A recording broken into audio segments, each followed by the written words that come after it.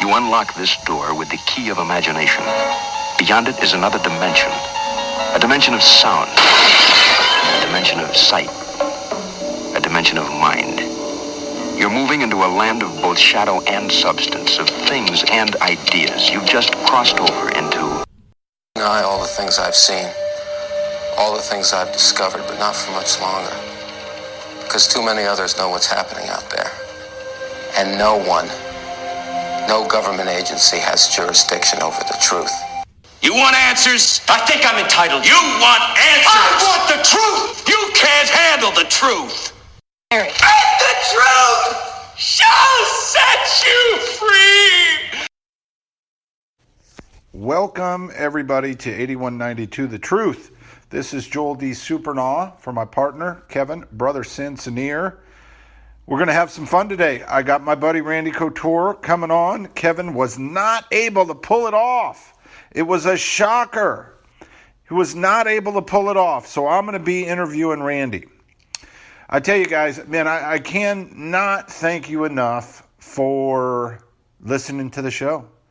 There is it every week. It's just growing in leaps and bounds. I'm humbled, man. You guys listen to me, and it's pretty cool. So anyway, Miss H sent me a thing this morning about podcasts and how the podcast advertisement is growing like crazy. She sent me this article. What this article said is it's grown. Podcast advertisement has grown 90% over the last 12 months. Well, when you have something like that, it's going to continue to grow. Well, one of the reasons it grows is they have shown in their research from this article that 90% of the people that listen to podcasts go ahead and hit start and they hit stop where it ends. They don't fast forward, flip channels, this, that, and the other. So it's making the advertisement, a pretty strong message. Well, one of the things that I wanted to do is I always wanted to, the advertisement, if we ever got into the part where we were really going to start soliciting advertisements, which we are right now. We've made it to our weekly downloads are at a very, very popular number, and it's time for us to go out and find some sponsorships. One of the things that I always wanted to do is I wanted to do something different because, quite frankly, I can't do the reads like a professional. I'm not going to do a read like Chael Sonnen. It's never going to happen. I can talk about a product that I know about, that I believe in, something that we do with Equifax. I know about credit. I understand how that system works. So it's easy for me to talk about. CarMax, that's another one. I was in the car business for 20 years, and CarMax lets me talk to the customers exactly like they treat their customers. In plain English. There's nothing hidden. Moving forward, now that we are getting to, I'm going to go out next week, tomorrow, and start putting together a sponsorship package and soliciting. One of the things that I'm going to do is I'm going to bring the sponsors on to learn more about them, to interview them. Tell me about your product a little bit. What am I pitching here? What is it? Here's my consumers. Here's my listeners. Go ahead and introduce yourself. We're gonna plug you. I'm gonna talk about your product like I talk about everything in my own manner. So we're going to start doing that, guys. You're going to start hearing from our advertisers. We're going to bring them on. From our sponsors, we're going to bring them on. We're going to talk to them. And we're going to have some fun. In doing so, we're going to be able to give you more product, more guests, more fun. Like we started out originally, we had some big things planned. And now, we kind of had the cart before the horse. Well, thank God. And in short order, God, 6 months. That is pretty humbling. It's coming up on, 8 months. Anyway, I'm really excited about that. Want to thank all of our sponsors, Onnit, Amazon, Audible, Everlast. Again, if I don't thank those guys, they're never gonna know. You've got to jump through a millennial of hoops before we get a check from any of those. But Equifax.com and CarMax are really who sponsor this show, and I want to thank them as we move forward. We will never forget them. Now, let's give Randy a call. All right, just like I said, Randy would come on like he always does, like a champ, on time. Just hold on. Okay, yeah, we're good. All right, brother. So, like I always ask you when I text you, where is the circus? Well, the circus is back in Vegas for a couple of days. I got back here from the Arnold Classic on Sunday, and I leave for St. Louis on Thursday. I'll be in St. Louis through the weekend. We've got the Battle for Missouri High School Wrestling Dual Meet going on for my foundation, Extreme Couture GI Foundation, on Saturday in St. Louis.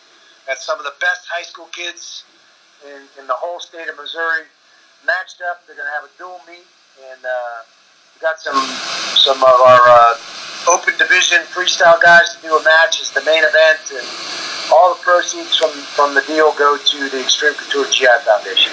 Now, do you do that? My buddy John Wagner has coached a couple of those things against you. Is that the one that he does? We do it at Central Station, or at least in the past, we've done it at Central Station. Downtown St. Louis. Is called Border Brawl is what we called it in the past, and we started doing it during NCAA's in St. Louis. It's a really cool venue, and basically myself and Ron Miricatani coach one of the teams, and then we have some of the coaches from the clubs in the state coach the other team, and it's a kind of an all-star wrestling meet. All right, and then so you got that in St. Louis. Are you going to the NCAAs this year in Cleveland? I was planning to, and then I was planning to be in Cleveland for NCAAs, but I got this movie bumped up, and I'm headed to Romania to work on a film called The Hard Way with Michael Jai White. So I'm going to miss NCAAs this year. Okay, so what I was reaching out to you. I started with me and Kevin. I got a partner, Kevin Senior. We started this podcast about 5 months ago. You were one of our first guests on it, and it was kind of rolling along, and then just somehow, I have no idea, it just caught fire. Kevin. He's a huge fan. Now, I love you like a brother, but the fans, a fan's a different kind of cat. So I was like, he's always complaining he doesn't get enough shine, this, that, and the other. So I was really setting you up to talk to Kevin, but something happened, so I had to come through and do it. So one of the things that Kevin had told me yesterday that I did not know about, or it may or may not be true, is he said that Sly is off Expendables 4. No, that's not true. That was a rumor. The whole story is Sly, we started the process and got greenlit for Expendables 4. The big producer of Expendables 4 through Millennium Films is Avi Lerner. And Avi and Sly were butting heads over CGI for the movie. Sly wasn't happy with the group that Avi uses for all the computer-generated images, the CGI. He thinks they're not good, and they're not good enough to do Expendables. Do you mean that all that stuff we see isn't real? You guys aren't really going out and killing things? And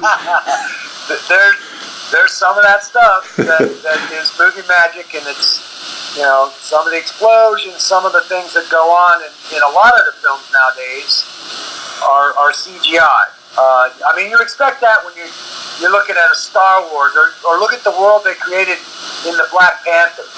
I mean, none of that really exists. All of that was computer-generated images. Amazing how realistic it is now. I mean, they can create animals. Hold on. So you're saying in Wonder Woman, there's not an island full of hot Amazon chicks somewhere? That's not real? I know don't go into depression now, Joel, just because I tell you that there is no Amazonian island somewhere. God, there should be. We don't know that's not true. There still could be one out there in the Galapagos or something. It's certainly within the realm of possibility. That's all I need. So anyway, they were butting heads over the CGI. Avi was like, "Fine, I'll just do the movie without you. I'll talk to Jason Statham." Jason said, "No way, Sly's my friend. I'm not doing this film without Sly." So Avi came back around. They settled their issues, and we're back on. Supposed to start filming in August of the end of this summer. Yeah, because that didn't, I'm glad that worked out like that. He just told me that last night, and I was gonna wait to either find out through Kevin talking to you. It was gonna be the first question I asked. That would have been a tough thing because isn't Expendables kind of Stallone's baby, like Rocky? It absolutely is Sly's property. He's central figure in that intellectual property. So I really honestly don't see any way we could have done the film without him. Not only on the creative side of things, but just as the central figure in the storyline, in the production of the film, everything. So I mean, I'm not sure. I honestly, as much as I like all those other guys, I'm not sure I would really want to be involved if Sly wasn't involved. I only got a part as Toll Road because of Sly. Well, see, that's what I thought. Knowing you like that, I'd be like, well, yeah. I'm glad that was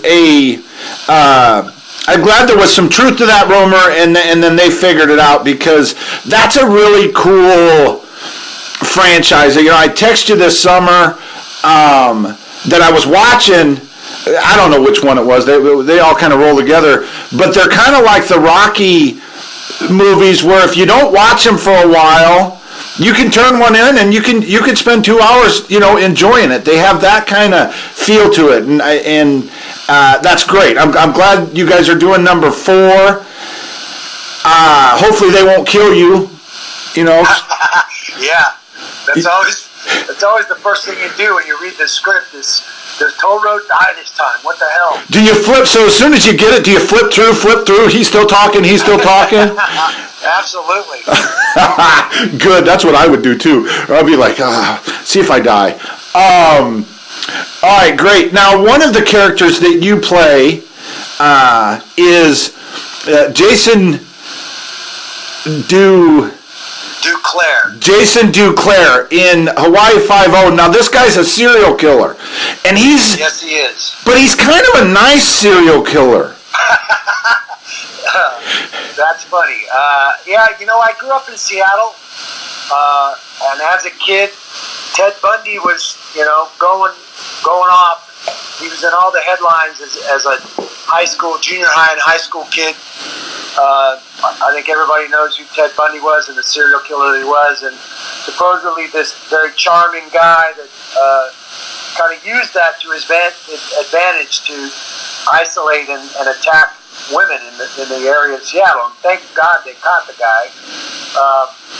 But having heard those stories, and actually one of my junior high school teachers, an English teacher, Mrs. Minu, told us the story that she'd actually gone out on a date with Ted Bundy when she was in college.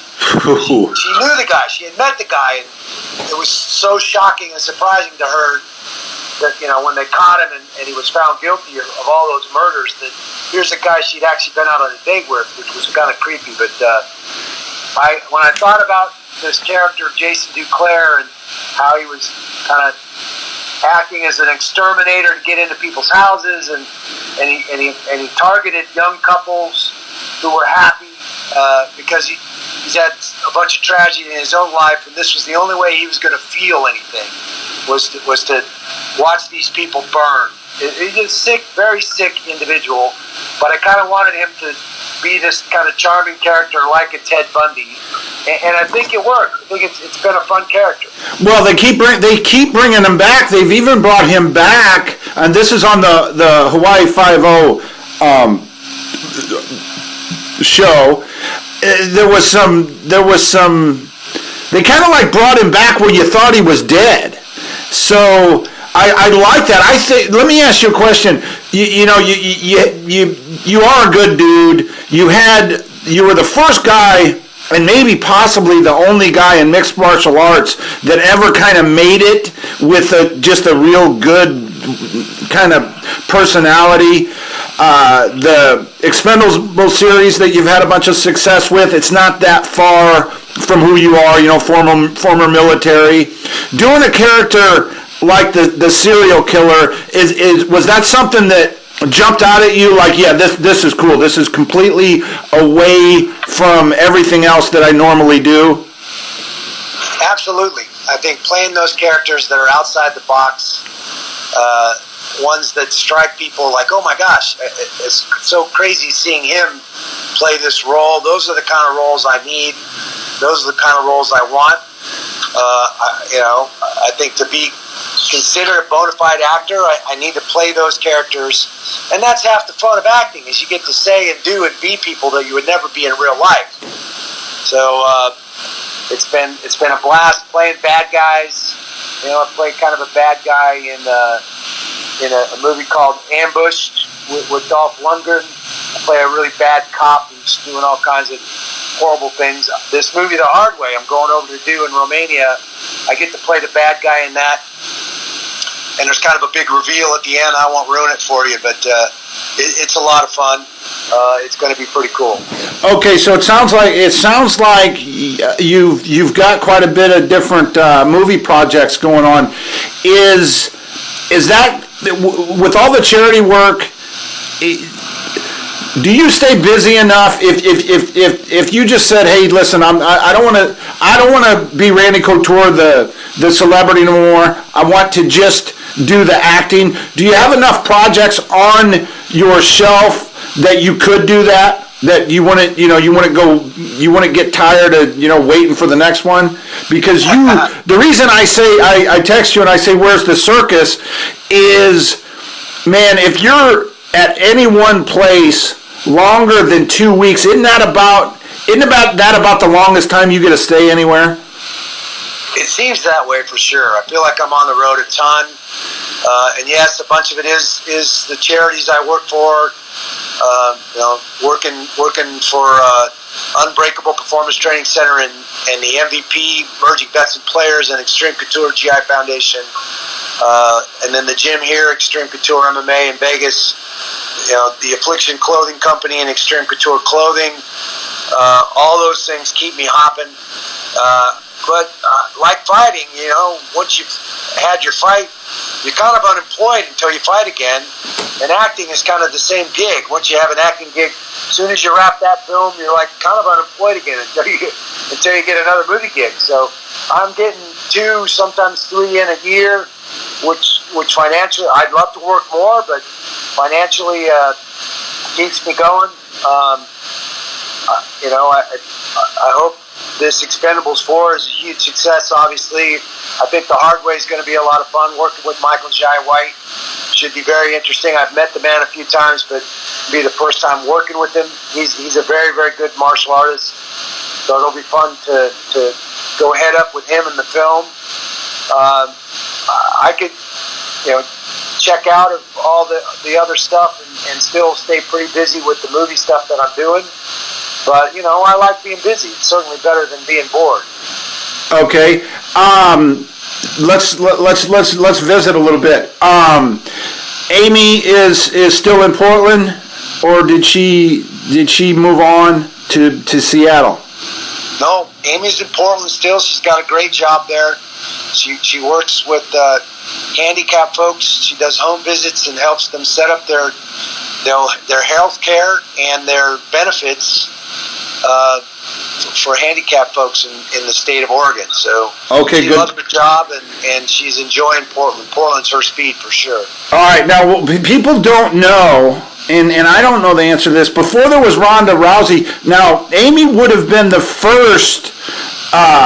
She was tougher than half the guys in the back of the dealership. Why did she quit? She just became a girl. Because Amy was she was your jiu-jitsu partner for quite some time, and man, she was good. She used to choke the hell out of me. She was very good, and I think, back then, from the age of 14 to 18, when she was training hard, there was very little female fighters. I mean, that was really kind of before even Gina Carano, and so it wasn't very big, it wasn't very deep, it wasn't widely accepted. Women's MMA. She was doing jiu-jitsu and playing around with some kickboxing. Did a little bit of judo, but I think she would have been a very, very good women's fighter. I just think, life happens. At 18 after high school, she kind of went in a different direction and kind of did a walkabout, kind of went around the country, lived in several different cities, kind of did her own thing until she figured out exactly what she wanted to do, and that wasn't until she was about 25, and by that time, I think she just didn't really want to compete or train that hard anymore. She went back to college and got her degree in sociology, and she's doing what she's doing now. But I think she would have been very good. All right, we got Ryan had a big win in Bellator. Do you have any information on his next fight? He was kind of up against that last fight where he really needed a win, didn't he? Yeah, he was coming off a 2 where it didn't go his way. The Patricky fight, I think if he'd have won that fight, he'd have probably been standing in line for the title shot. And then we saw, Patricky in his next fight after that fight, Michael Chandler, for the title and ended up losing. So Ryan was sitting right there in the top of the weight class. He dropped another one after that. It's always hard to say. I think when you get knocked out, which is what happened against Patricky, there's an obstacle there. There's a hurdle there you got to kind of overcome as an athlete. Kind of get your confidence, your swagger back, if you will. And I think he was in that process.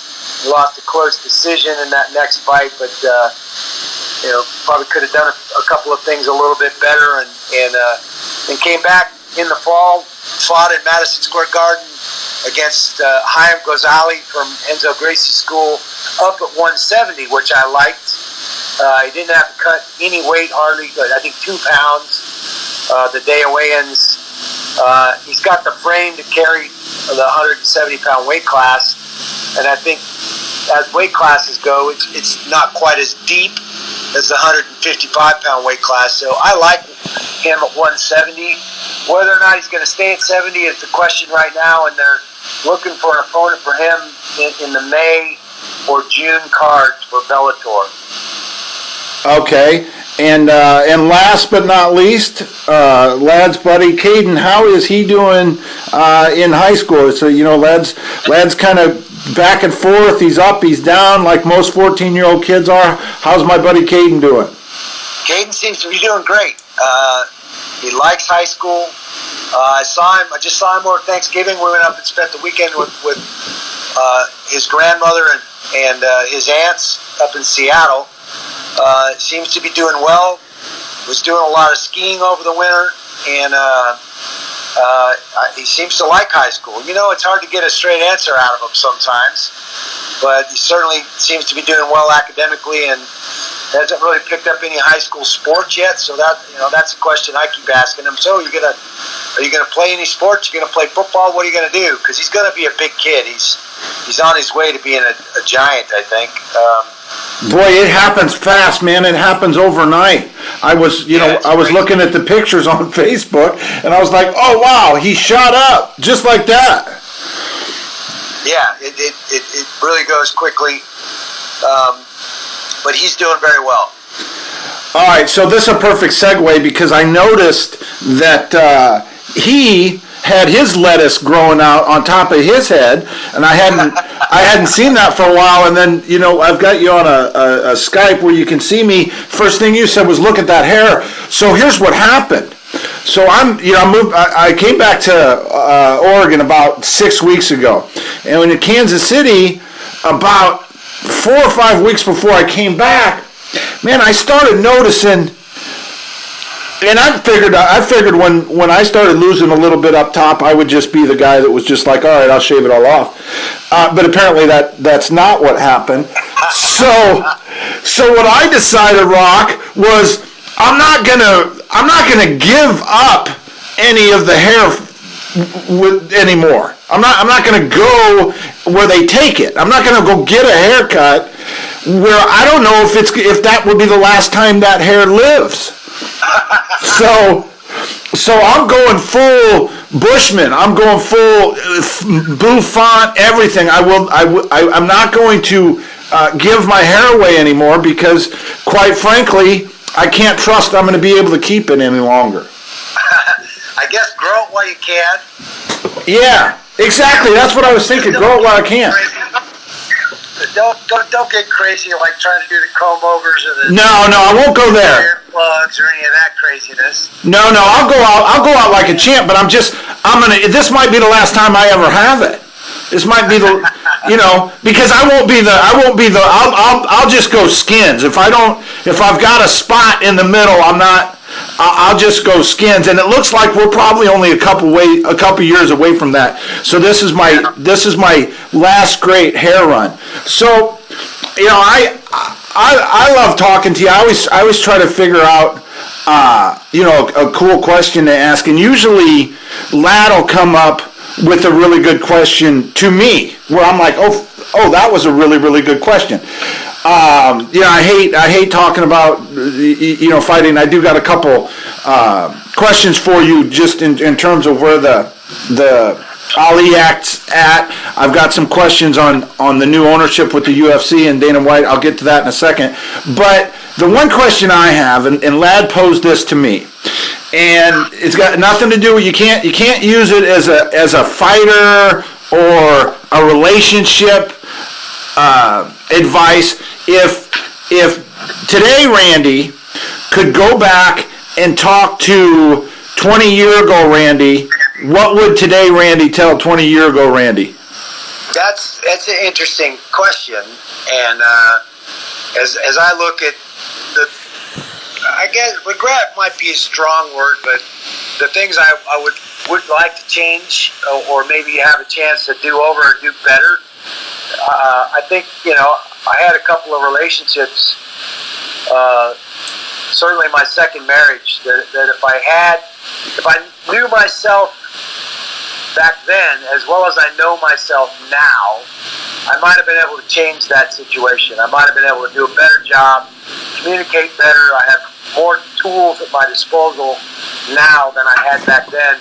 As far as being a person, being a better person, being a better man, I might have been able to change some of that. And I guess, I would, it's interesting. We spend a lot of time learning how to, control that little voice in our head and be honest and communicate better with ourselves. We learn a lot of those skills in athletics, and we fail to recognize that we need to apply a bunch of those same skills to our personal lives and our personal relationships and our everyday lives. And I didn't make that connection either. I'm going through the third divorce, pissed off at myself for getting into these situations and really kind of digging around in my own swamp, if you will, trying to figure out how to wade through all that. And you learn some things that way, that self-introspection. I think there was something about turning 50 for me that was a bit of, was remarkable. There was some enlightenment there. And I think if I could go back 20 years to that old Randy, I would share some of that, share some of those insights that only come from failing. Everybody talks about not wanting to fail, not wanting to lose, but I've learned a lot more from those failures, a lot more from those fights I dropped, those matches I lost, those relationships I failed in than I learned from a lot of the other stuff I've done. I never went back really and watched any of those fights I won, but you can bet your butt I went back and watched the ones I lost many times. Forced me to become a better athlete, and ultimately those failures made me a better person. So it'd be nice to be able to go back and avoid some of that stuff, but at the end of the day, you got to be happy with who you are.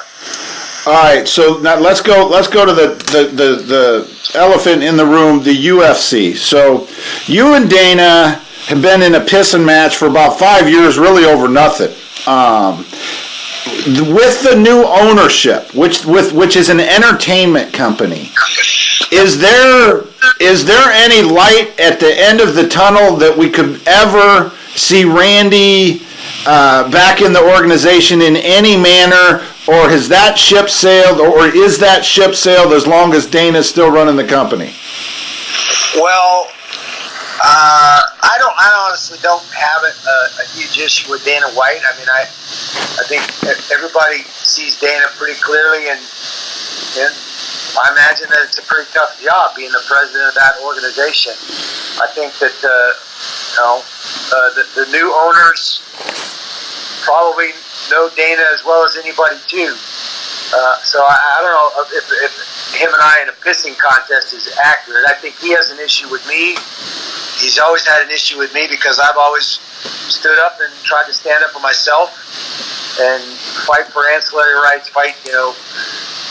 negotiate for better deals and better contracts. And from the day they bought the company, there's been a rub back in 2000. So I think some of that has led to this persona non grata status that I have with the UFC that largely comes through Dana White. I think as long as Dana White's there, that's probably not going to change. Okay, now with that said, it looks to me, again, just a fan, man. I'm a fan. I watch the UFC. I watch a lot of the Bellator, not as much as I do the UFC, but it seems to me that without Lorenzo and the guys that they built that thing with, it seems like he could implode at any time and just say I'm good. And I quite frankly, I think he's taken it as far as he can. I don't think he's helping anybody anymore. When he did the Mayweather Conor fight, which was entertainment and it was great, then he brings George St. Pierre back, and basically beats him up from the time he took the fight till the time he won the fight, and couldn't get the belt away from him fast enough and disparage him anymore. And George is like a Randy in a lot of ways, is he's always fought for his own rights and his own worth. So I would love to see Dana roll out and let somebody else run it for a while, because it is, in my opinion, a completely different sport than when you were in the back of the dealership wanting to come up on a couple hundo to get an alpaca farm in Colorado. I mean, you never thought this sport was going to be where it's at, but it has happened, and now it seems like it would be better for a lot of people if he just stepped aside. That's my opinion. I don't want to put my words in your mouth. Well, obviously, I'm very familiar with the issues in the sport. I think Dana's identity and in some ways his ego are very wrapped up in the brand, in the UFC. And I think that's probably one of the reasons why, even after he made hundreds of millions of dollars off of the sale, that he stayed on board. I think, I don't know what the guys at WME are thinking, and Ari Emanuel is the head guy there, and I'm not sure what their thought process was in keeping Dana on. I think obviously they couldn't just wholesale get rid of everybody. They certainly got rid of a lot of people, but they couldn't wholesale get rid of everybody, and so if you're going to keep one guy, keep the president. He's the guy that's been kind of running the show. I think at the end of the day, you don't want to upset the apple cart. They bought what they thought was a money printing machine. It certainly has been since 2000 when they bought the company, or at least it turned into one in 2005 after the first season of The Ultimate Fighter. So, they don't want to change too much because they want to continue to be able to print money and print that money off of the backs of the fighters that are working for them. Obviously, I have my opinion of what needs to happen. I think that if I was them, they need to stop spending money on lobbying against the Ollie Act expansion and do what they did originally. Get ahead of it. Are you still there? Yeah. That was going to be my final question. I'm glad you segued into that. Go ahead and update us with, have we made? I know you've made progress within the Ali Act. You're getting some more beef on your side. Is this something the UFC can basically litigate and throw money at and keep away from helping the fighters, as you and your team believe that's what it will do, or is there some light at the end of the tunnel on the Ali Act? I know you've been working on that for a couple of years. Yeah, we've been working on this for quite a while. There's two things going on. The first thing, and you mentioned litigation.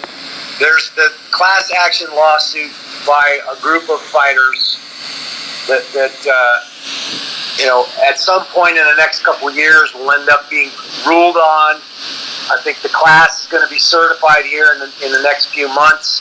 Once the class is certified, then they go to all the lawyers doing all the things that lawyers do and figuring out what the settlement will be and all that. Eventually, that will change the sport because they're being sued for their business practices. That lawsuit is only against the UFC.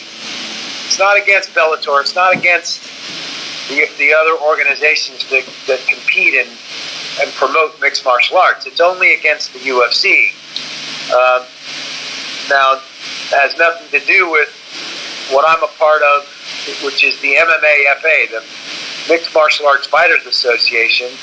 The Mixed Martial Arts Fighters Association will probably get the Ollie Act to a vote with Congress here in the next couple months, and then it'll be time to go to the House and start talking to senators and get the senators to vote on amending the Ollie Act, which is the federal legislation that protects boxers right now, and getting it amended just by definition to protect all combative sports athletes, including mixed martial artists. Create the same transparency in the sport of mixed martial arts that is happening in boxing right now. Everybody talks about the difference between boxing and MMA. Why was Floyd Mayweather able to make $100 million, or not Floyd Mayweather, but Conor McGregor, make $100 million in a boxing match, even though it wasn't for a title or anything, against Floyd Mayweather? It's because they were free to negotiate their percentage of what the pay-per-view looked like it was going to be for that fight. And that was somewhere in the neighborhood of 70 to 80% of the money that came in from that fight that they were able to take a chunk of. The other 20% went to the promoters and the people that put that fight on. We're exactly in the opposite position in mixed martial arts. Between 13 to 17% of the money that comes in from any given UFC event or mixed martial arts event goes to the fighters that actually compete on that show. It's backwards. And it's backwards because the sanctioning body and the promoter in mixed martial arts are the same guy. In boxing, the sanctioning body is a separate entity that is controlled by athletic commissions across the country. They're regulated by them, and they create titles and ranks. They rank the fighters. So whether you're fighting for the WBO or the WBC World Championship and you're ranked by that organization, that's done by a sanctioning body in boxing.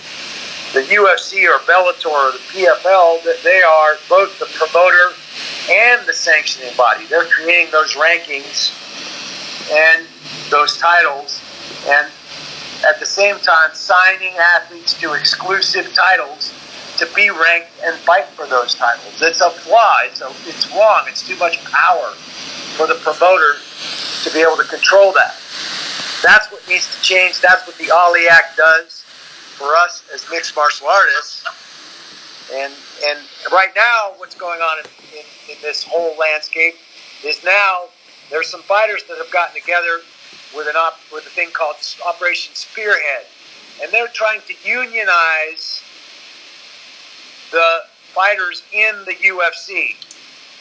Now, the difference between a fighters or players association and a union is very small, but one of the significant differences is that if they are able to be recognized as employees of the UFC, they will be able to get a collective bargaining agreement, and they hope to be able to negotiate for more with the UFC. It doesn't help the sport. It only helps fighters that have a contract with the UFC.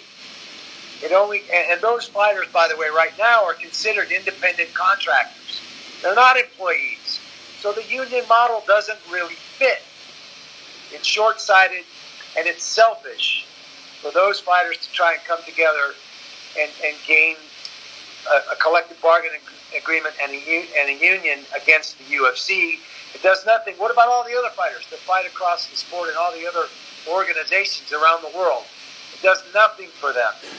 And what it actually does is solidifies the UFC's position and their monopoly in the sport right now, and it weakens the position of the class action lawsuit. It's very complicated, but it weakens their position.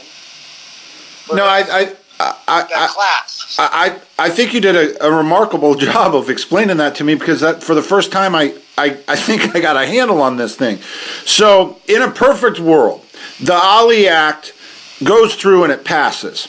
Now, what can happen is, let's say Stipe is the number one ranked fighter. He has a UFC belt, and the number two ranked fighter is, let's just say it's Fedor. Let's say Fedor wins the big tournament in Bellator. He's the number two fighter. Those guys could fight each other for the UFC belt, for the Bellator belt, under whose banner? Or does it even matter? See, this is the question. And this is what I think. If I'm advising WME, who now owns the UFC, what they should be doing, I would advise them not to spend their money lobbying. They've spent $2 million now lobbying against the MMAFA, the Fighters Association, from expanding the Ali Act and getting that legislation changed and pushed through. If I were them, I would think progressively. They have the UFC is still the premier brand in the sport. Bellator has made great strides because of the antics and things that have gone on with Dana White and his treatment of the fighters. We've seen a lot of free agents come up and go to Bellator because they don't want to put up with that crap anymore. They don't want to wear a Reebok uniform. They don't want to be harassed and sign these really lousy contracts that the UFC is making these guys sign. So they've gone to Bellator. That's given some traction to Bellator, is certainly the number two brand in the U.S. marketplace. If I'm WME and I see the handwriting on the wall, yes, they can stall and they can postpone the Ali Act being amended, but they can't stop it. It's too cut and dry. It's too clear that it needs to be amended, and we need the same protections in MMA that boxers have enjoyed for years now. I would be ahead of it. The fighters are kind of a pain in their butt anyway in the UFC, honestly. We're chirping, we want more money, we want health care, we want all these things. Why not cut all the fighters loose and become the premier sanctioning body for the sport? Be governed by the athletic commissions as a sanctioning body, just like the WBO or the WBC is in boxing. They still keep a bunch of their licensing agreements, their video games, their UFC is that moniker in the sports days, and now it's a free and open market where the top fighters can now negotiate the fight for that UFC ranking and that UFC belt. And they can get their piece of that and change the sport and be ahead of it. Maintain and still be that number one ranking body in the sport. And let everybody else kind of scramble and figure out what they want to do. There are a ton of fighters that would still want to fight and be able to negotiate and be ranked in the UFC and fight for a UFC title. Be the sanctioning body. Quit being the promoter. Let the fighters promote themselves, or let promoters create a new business, a new company that promotes fighters and does what boxing promoters do. But if I was them, if I was advising them, that's what the direction I would go. See the handwriting on the wall, see what's going to change, see how the sport's going to be, and be ahead of it. If I'm Bellator, I would think about doing the same thing. If I was Bellator, although they are creating their own, their own content for Paramount TV, I would consider continuing to be a promoter, promote fighters and promote fights, and get the licensing rights to air those fights on Paramount, on their TV program, on their TV station. But again, they might want to consider being a sanctioning body as well. A lot of people we still want, you have to be one or the other. Once the Ollie Act goes through, you can't be both. Yeah, so it seems to me you're aligning yourself with something that has to, if it goes through, it creates immediate change. It changes the landscape of the sport. Whereas the fighters union has an uphill battle because as well as I do, the Ricky Simone who's trying to get into the UFC, who should have been in the UFC before, he not joining no union. As soon as he does, he doesn't get into the UFC. The guys that are... Well, that's the thing. The UFC, the unions, Operation Spearhead is a union that doesn't affect the whole sport. It only affects that one promotion, the UFC. So all fighters that are going to sign a UFC contract, I assume, would then have to join Spearhead and be part of that union to be able to get any of the benefits that a union provides them. Now, of course, the UFC is going to kind of promote Operation Spearhead and Leslie Smith and all these things that are going on, because that weakens the class action lawsuit that's against them for their business practices. That solidifies their position as the monopoly and the premier organization in the sport. It in essence does what they've tried to do, which is make themselves a league. This is prize fighting. It's not a league sport.